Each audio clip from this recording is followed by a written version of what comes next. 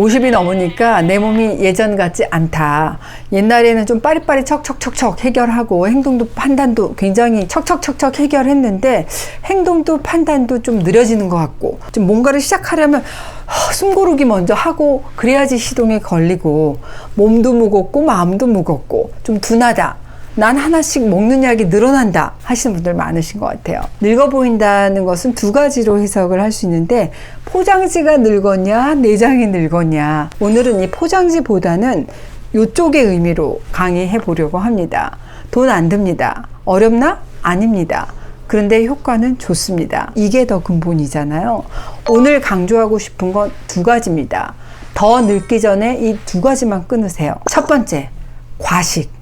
내가 그런데 내장을 늙게 합니다. 겉모습도 늙어져요. 입심심해서 남기기 너무 아까워서 과식하잖아요. 근데 살찌는 거에만 끝나지 않아요. 우리 몸의 염증 수치가 높아집니다. 이 뿜어져 나온 염증 물질들이 내 세포를 공격하고 특히 피부 조직, 콜라겐, 혈관 내벽, 근육세포는 염증에 취약한 조직이거든요. 과식한 다음날 한번 보세요. 피부가 푸석푸석해져요. 속이 더부룩해요. 기운 없음. 이 3박자로 이어집니다. 근데 더 무서운 건 뭔지 아세요? 췌장이 혹사당한다는 겁니다. 지방 췌장. 아니, 췌장에도 지방이 붙어요? 네. 지방간, 지방 췌장 만들기 싫으면 과식하지 마십시오. 높아진 혈당을 조절하려고 얘가 쥐어짜요. 인슐린 분비량을 늘려야 되잖아요. 바로 췌장이 담당합니다. 특히 우리가 밤에 야식, 과식하잖아요. 그럼 췌장은 췌액하고 인슐린을 분비하기 위해서 굉장히 분주해집니다. 이런 생활이 하루 이틀 계속 반복이 되면 췌장에 탈이 날 수밖에 없습니다. 우리 현대인들의 이 췌장이 혹사당하고 있어요. 췌장이 지쳐요.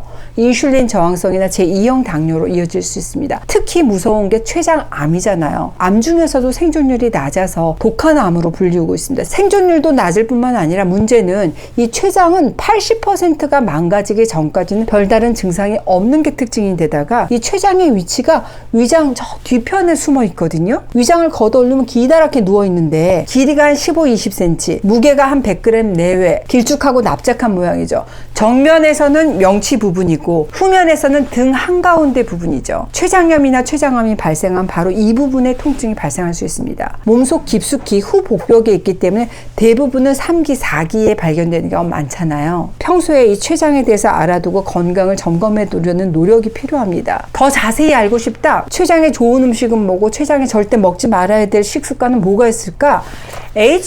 H췌장 이렇게 검색해 보시면 확인하실 수 있습니다. 가뜩이나 우리 한국인의 췌장은 세계에서 사이즈가 제일 작은 췌장 민족이고 인슐린 분비 능력도 떨어진 데다가 진짜 좀 너무 효율 떨어지는 그런 췌장을 가지고 있는 우리 한국인 췌장인데, 그런데 이런 상황에서 췌장 기능을 더 떨어뜨리는 건 바로 지방췌장.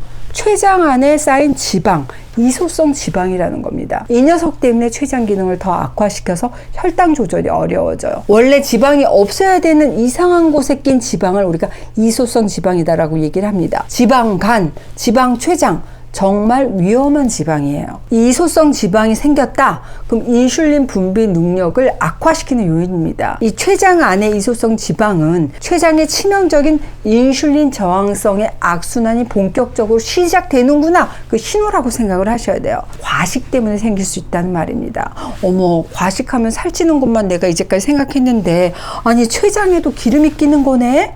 맞아요. 특히 뭘 먹어서 당뇨의 시한폭탄과도 같은 이소성 지방이 왜 생기는 걸까? 아니, 기름진 고기를 많이 먹어서 췌장에 기름이 꼈나? No! 우리가 매일 먹고 과식하는 설밀라튀, 정제탄수화물 때문입니다. 췌장이 크고 강한 서양인들은 365일 평생 빵만 먹고 살아도 췌장에 부담이 없을지도 모르겠지만 우리 한국인에게는 문제가 될 수 있다는 말입니다.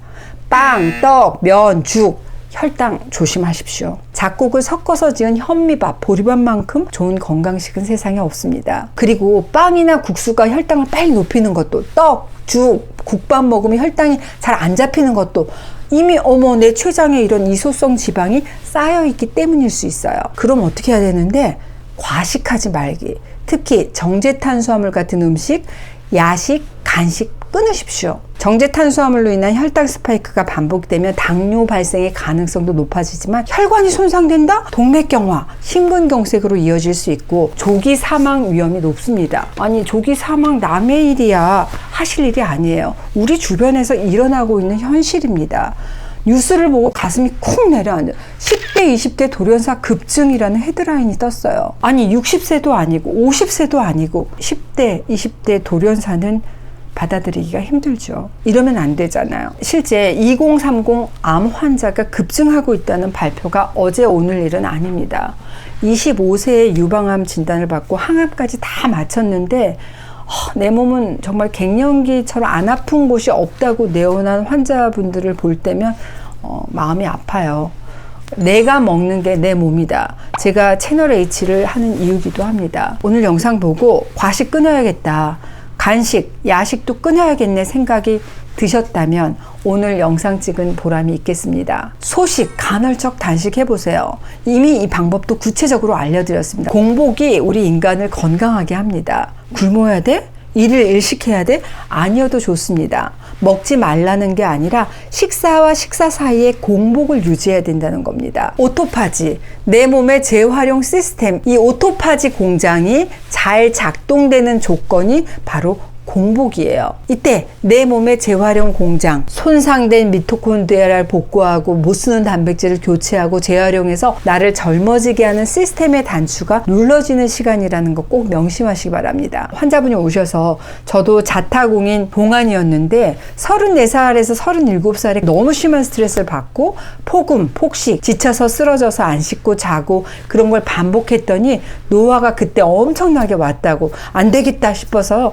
과식 폭식 끊고 식단을 바꿨던 정말 피부부터 맑아지고 혈당이 안정적이니까 컨디션이 완전히 달라졌습니다. 이런 말씀을 하시더라고요. 맞습니다. 두 번째, 자세입니다. 직업병이 도져서 저는 환자가 이렇게 진료실 들어올 때, 진료실로 나가실 때 이 자세가 눈에 들어와요.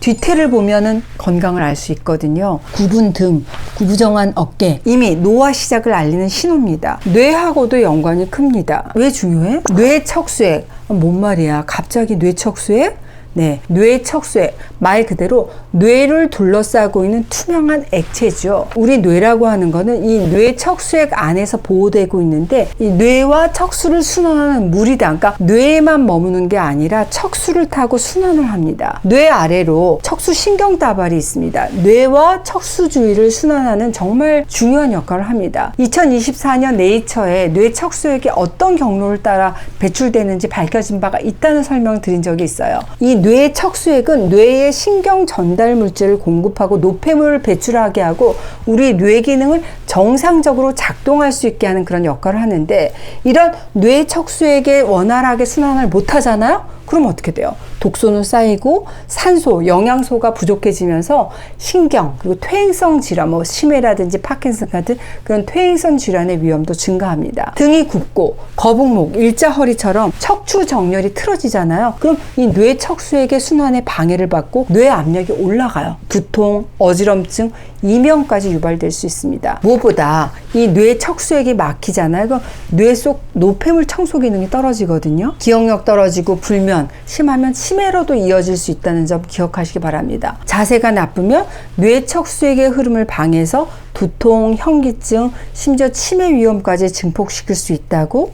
네, 맞습니다.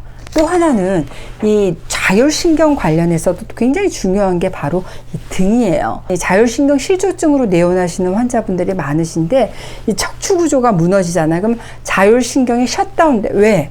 이 자율신경은 척추를 따라서 이렇게 퍼져 있잖아요. 통신이 끊기기 시작합니다. 자율신경 실조증이 뭐냐? 이 머리에서부터 발끝까지 증상으로 나타납니다. 심장은 벌렁벌렁거리고 가슴 아프고 심장이 조인다. 숨쉬기가 답답하다. 두통, 어지럼증, 등이 화끈거린다. 등이 시린다.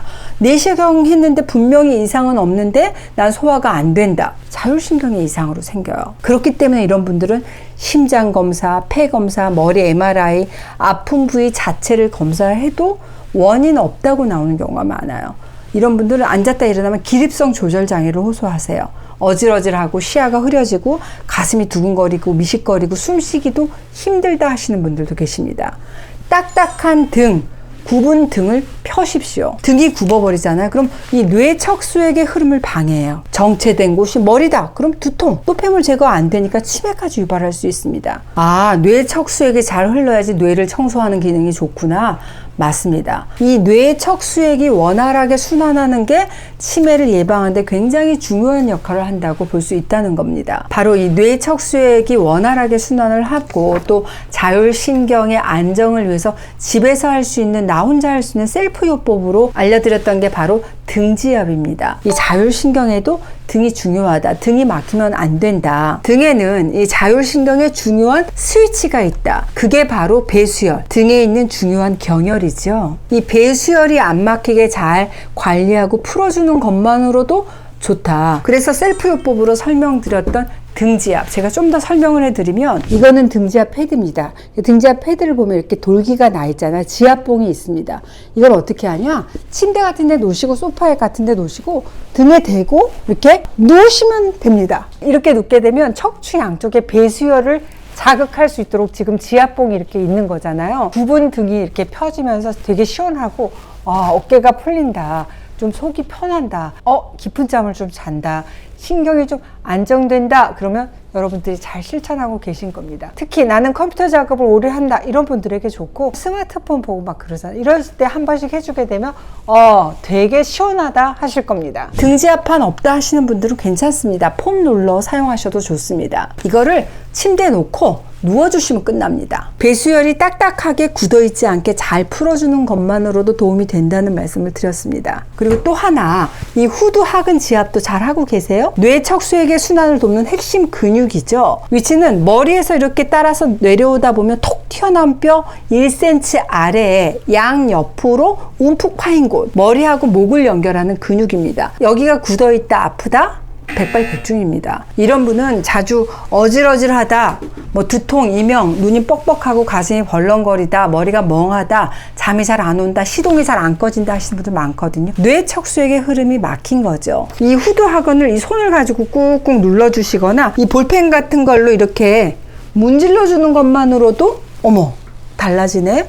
이 통로가 다시 열리고 또 뇌척수액 순환이 활발해지면서 머리가 맑아지네, 얼굴 붓기까지 빠지고 노화도 늦춰진다 하실 수 있을 겁니다. 벌써 이것만 했는데도 눈이 시원하고 머리가 맑아지네 느낌을 받으신다면 잘하고 계시는 거예요.